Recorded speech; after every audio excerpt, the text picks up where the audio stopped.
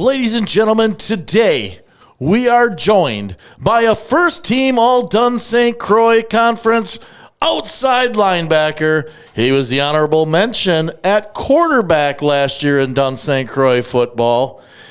He is happiest when eating one of his father's fresh burgers off the grill. He's number 5 on the basketball court, number 7 on the football field. Ladies and gentlemen, welcome Turtle Lake Jr., Brody Tarman, to the Scrib and Gib booth. All right. Hey, we finally get somebody good down here from a good town. Well, there is nobody else good from that town, so that comes to Richmond regularly. So we are with him. Hey, everybody, we are joined tonight by Brody Tarman. We wanted to take a couple minutes and catch up with him. Brody, I said it in the get-go, but all conference in the Dun St. Croix at outside linebacker last year. You were an honorable mention quarterback in the Dun St. Croix conference as a sophomore. That's pretty impressive. Let's talk about what your junior year's bringing to you. First off, how is football going so far this year? It's going really well this year so far. Are you playing both ways again this year? Yep, playing both ways. So you started the season off last Thursday or Friday night against the University of Wisconsin Regis and gave a good game. I mean, gave a legitimately good game. This week you're at home against Augusta this Friday night, I believe it is, I saw. Tell me about Turtle Lake football this year. What are you seeing? Seeing a pretty hard team that we fight pretty hard. Won't give up right away either. Even, like in the Regis game, we didn't give up until everyone got pulled. But then our JV guys against their second varsity or JV, whatever they had in there, at the end, they definitely put up a fight and they didn't give up a score. And neither did we against their second strings. So I think it's a very tough-nosed team we have this year again, just like last year. So. Yeah, and you talked a little bit about him playing both ways. He has in Turtle Lake. There's not a choice really. If you're an athlete, you're gonna play both ways, 9 out of 10 times, right? That's just kind of how it is. There's not a lot of kids. Now, speaking of that, junior year, I was up there last year, watched you a little bit there, Brody.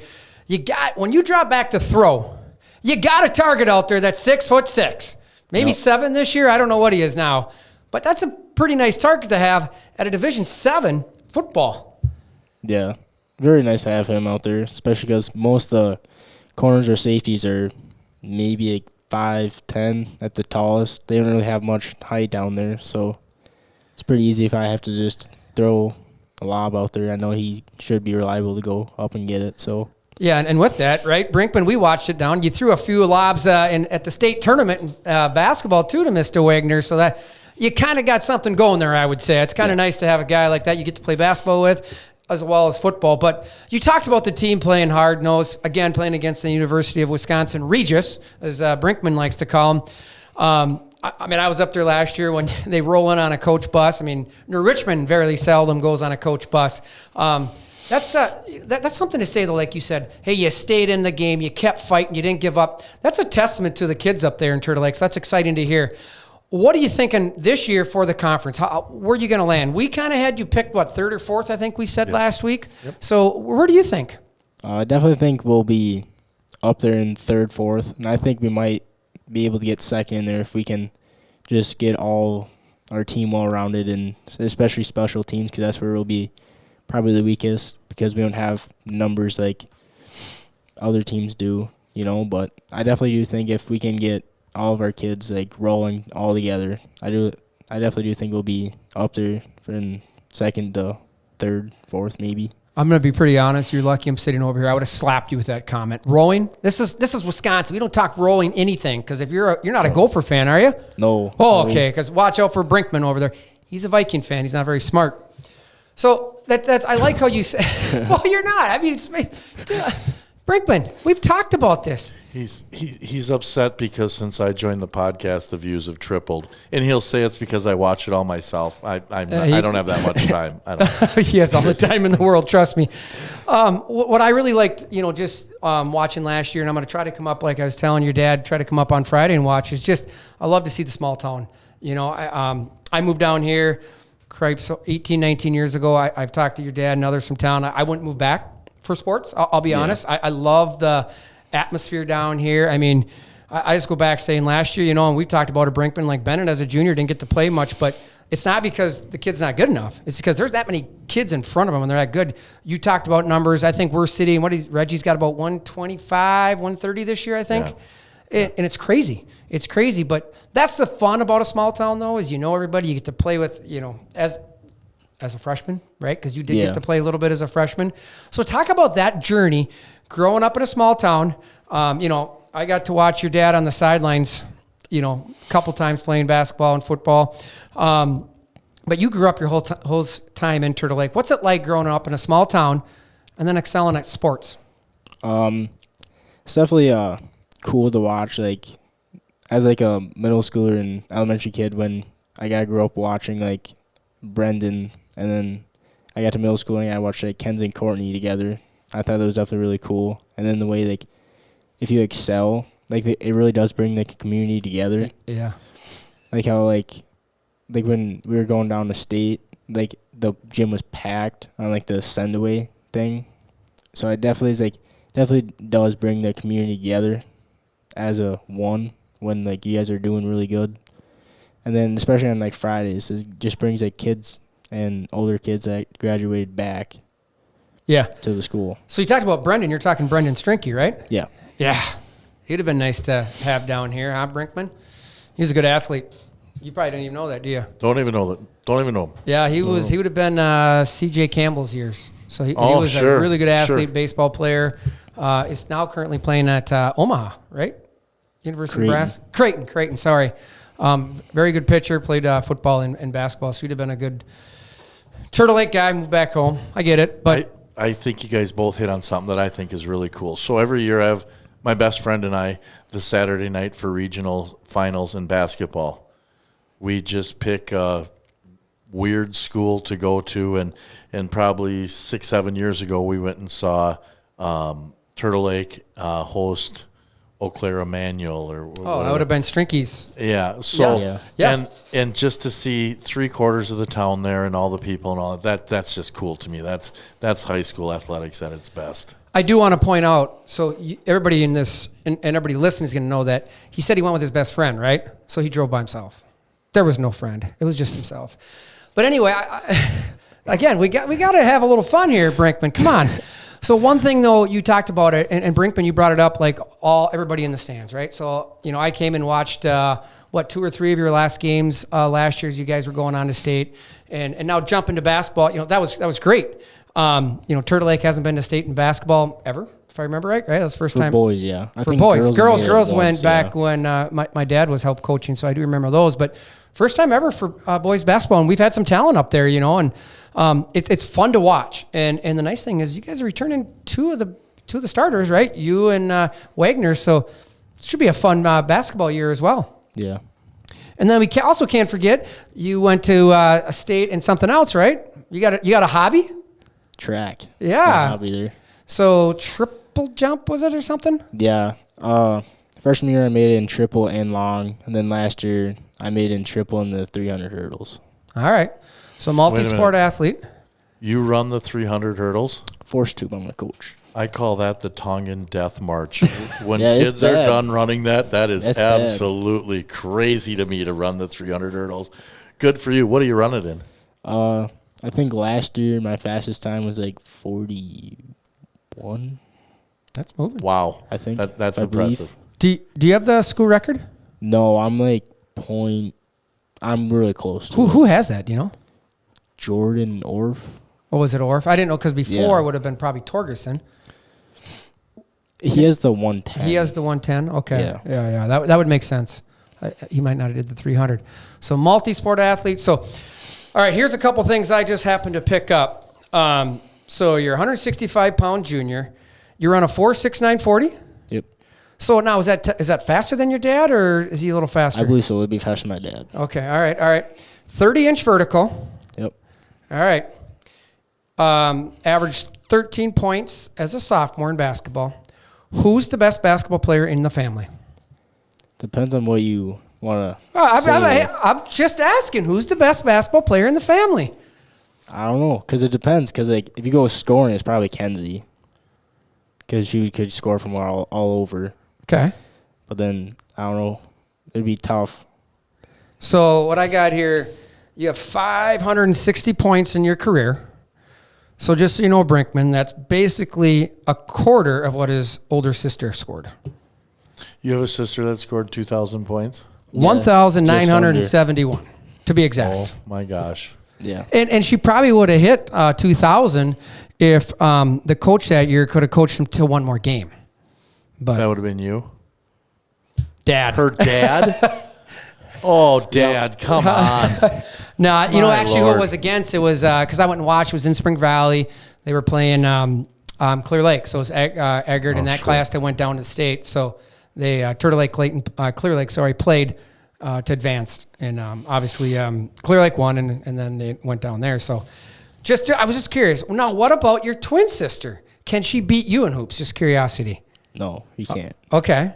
Well, what's that like, having two older sisters that you watched your entire life, obviously playing sports, volleyball? I know Kenzie and Court was a volleyball player too, right? Yep. They're both volleyball players. Growing up, so obviously the family sports obviously gets it from their mother. What's it like, also on top of that, having a twin then that you go to school with every day? Probably, you obviously don't compete because it's a girl and boy, but that's got to be fun as well. Yeah, it's definitely cool, especially during football season. I get off practice and then go and watch her. And then during basketball, it's actually pretty cool because I get to sit there for like half the game, watch her play, and then watch like the last 5 to 10 minutes of her second half. So I get to basically watch like most of her game, and it's pretty nice to be able to do that. Yeah, I think that's part of the small town feel. Again, like you said, they do a lot Very of much so. doubleheaders, and that'd be the Lakeland, right? You guys are in the West Lakeland? Yeah. So a lot of doubleheaders, right, Brinkman? So you get to see that. You think about down here in the big rivers, just going back to the Anis, for example, when they had boys and girls both playing.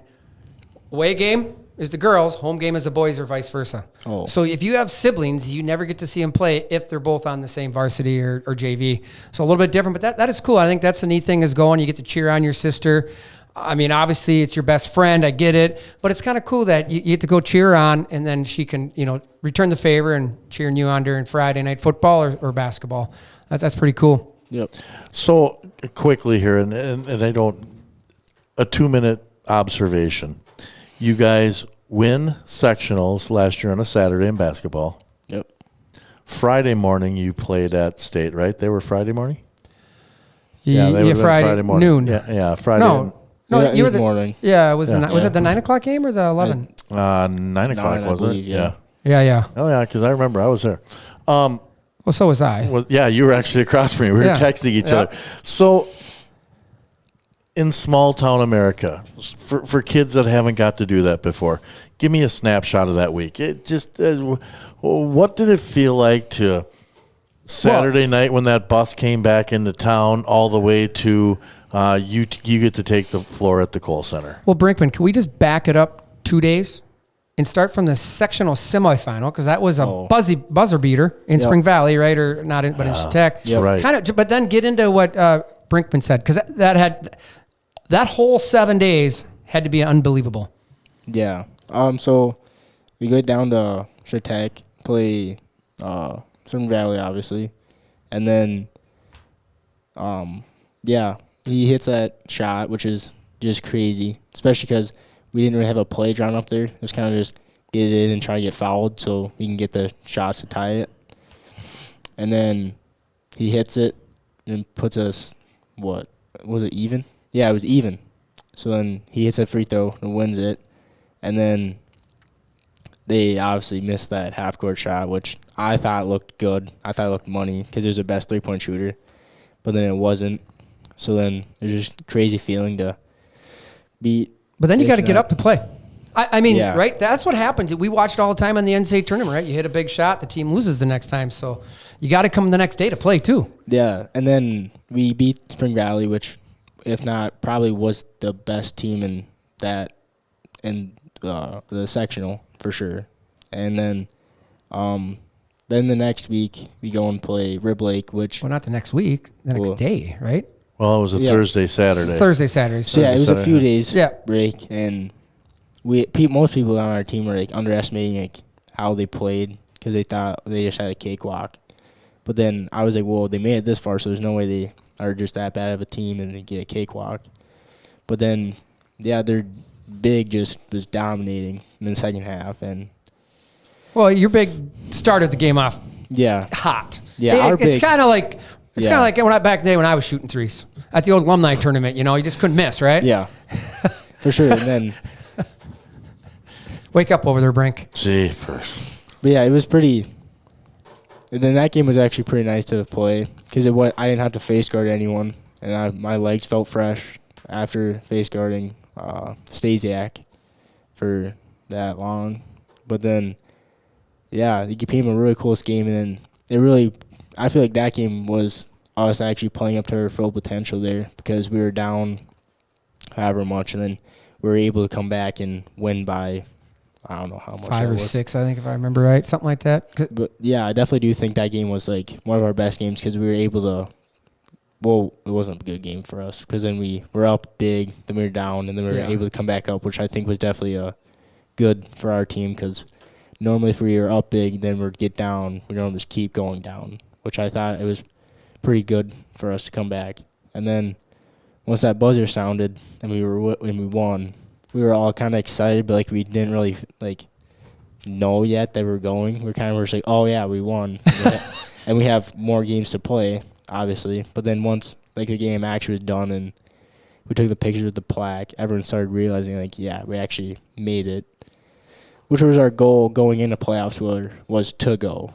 Oh, that's cool. That's playing to your potential then. Yeah, our goal was to be able to make it to sectionals finals because we were never there before. So we just wanted to bump the bar up another game. But then after we started rolling, we were like, yeah, we're just going to raise the bar to make it to state.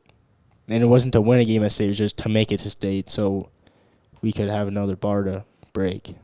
But what is it like? I think what Brinkman's like, what does that feel now? You're coming back, you're waking up on Monday morning to go to school. Oh, no, by the way, you got practice and you're getting ready to go to state to play on the big court where it's the Sam Deckers, Frank Kaminsky, those guys played.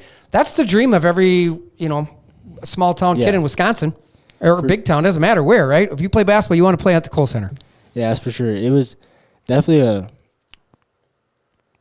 crazy feeling. Like, you go to school on Monday and you're just like, oh, it's just a regular day. But then, yeah, you have practice for another week, which Monday was fine. We didn't have, like, anything really. It was kind of like just a look at the team we're playing. But then it was either Tuesday, Wednesday practice that we had reporters just coming in and talking to the starters and everything.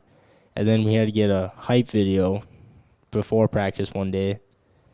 And yeah, it was just, and then finally it was Thursday, which was the day we went down because we played Friday morning. And going on a coach's bus compared to a regular bus is so much different because, like, you just have, like, so much more room. The seats are actually comfortable, And then you finally get down to Madison. We watched the Thursday night games, and everyone was excited to play. Like, oh, I imagine. Even, like, the bench people were finally, like, excited.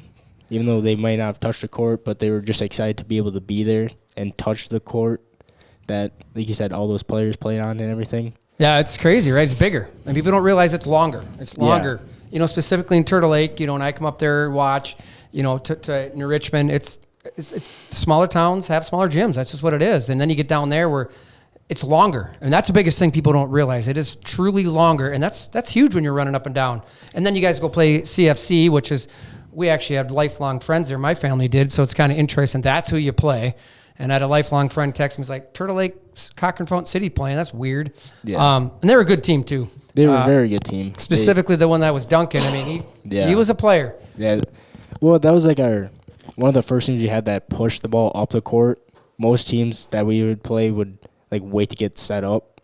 But then they were kind of like, they knew that we slacked on, people slacked on getting back if you're on top of the key and everything. But they took that to their advantage, and they definitely did push the ball, and that's what created that big margin. Well, again, I think it's something like Brinkman said, right? You go back when I was in high school, right? My sister and Turtle Lake went to state 3 times in volleyball and won it, right? You talked about it earlier. They went to state in basketball girls. Well, then other girls went to state in volleyball.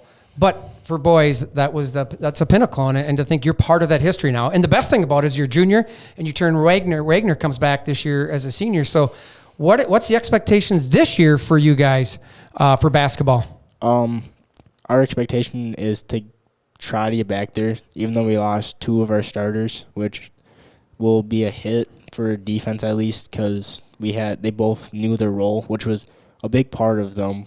And our starters, we knew like our role in a way, and that was also a motto going into playoffs, is just know your role. Yeah, love it. So I hope this year we can get back there and do some more damage than we did last year. So and then think about it. You brought it up, right? They have a coach, the first female coach of a boys team that made it to state. Wagner's mom, which is cool. But then on top of it all, Wagner's dad coaches you in football. Yeah. It's kind of crazy, right? I mean, what's that experience having obviously your dad coached your sisters, right? Yep. And you were the fortunate one, never had to be coached at high school by him except for football, right? Yep.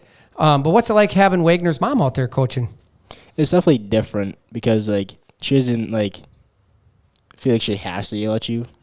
But then at the same time, like, most of us learn better if you do get yelled at, which is kind of weird. But yeah, like, I think it's boys, right? It is. But yeah, I think she definitely did have to change the way she coached, because she went from coaching girls for I don't know how long. Yeah, 7 years, 6 years maybe. Yeah, and then she stopped for 2, 3 maybe, and then she came back to coaching for us boys because we didn't have a coach. So I think she definitely had to change her ways, and it's a lot different than what I feel like a boy coach would be, because I feel like a boy coach would be more harsh. But that's also the good thing, is that she understands a lot better than what I feel like other coaches would. Now think about that, Brink. Think about that. You're coaching girls.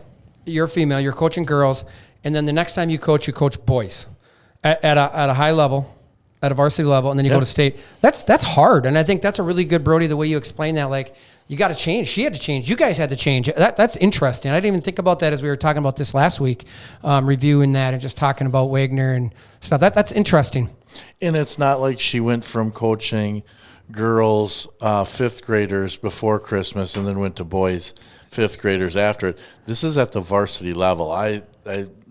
I saw a couple interviews with her on WQOW, WAU. Very impressive. Very, very. Though it helps, though, if you're the coach when you got some stud athletes. It always does. So I just have 2 questions left, Brian, when you want me to go ahead. If you want to. All right, you go. Shoot. Okay, let's see what you got. First off, so Sunday, you're out with your buddies. You get home. You're doing your homework. Your dad says, Scribner from New Richmond wants to interview you Tuesday night. 1, had you ever heard the name Scribner before? I have. Okay. 2, as we sit here and we look with your father on the left and Scrib on the right, have you noticed how much the Turtle Lake mascot looks like Scrib?